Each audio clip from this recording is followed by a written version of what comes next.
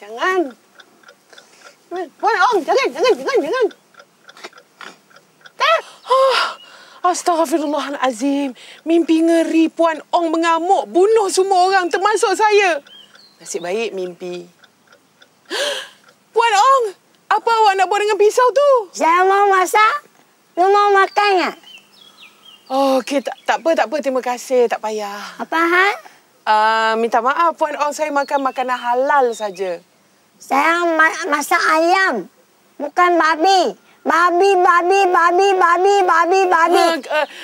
Ya, saya tahu. Tapi tak semestinya masakan yang tak ada babi tu halal. Biar saya terangkan. Bagi ni.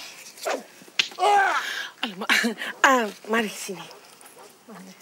Daging ayam pun boleh menjadi haram kalau tidak disembelih mengikut syariah Islam. Ya?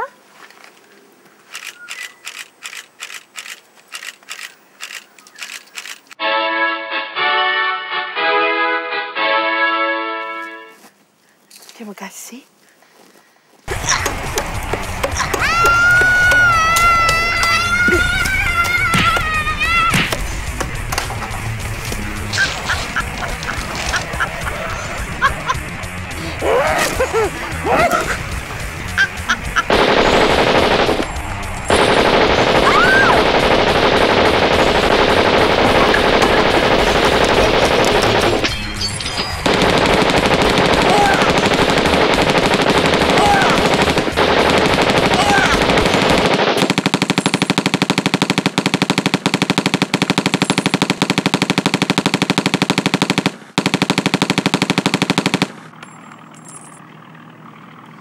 Itu adalah cara-cara penyembelihan yang dilarang di dalam Islam. Kerana ia bukan sahaja membunuh binatang secara sia-sia, malah menyeksa pula tu. Jadi, macam mana nak menyembelih binatang secara halal? Puan Ong, mari ikut saya. Dengar dan lihat. Baiklah. Pertama, haiwan yang hendak disembelih mestilah bernyawa dan sihat.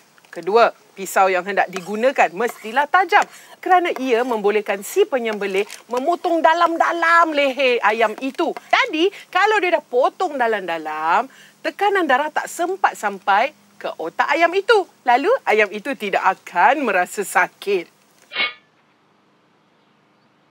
Tapi, semua ini mestilah dilakukan dengan nama Allah.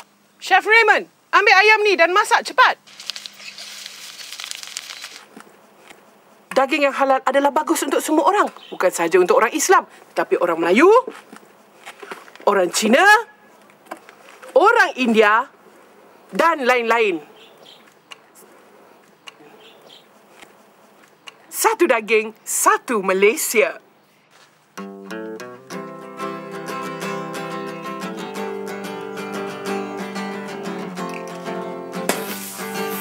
La la la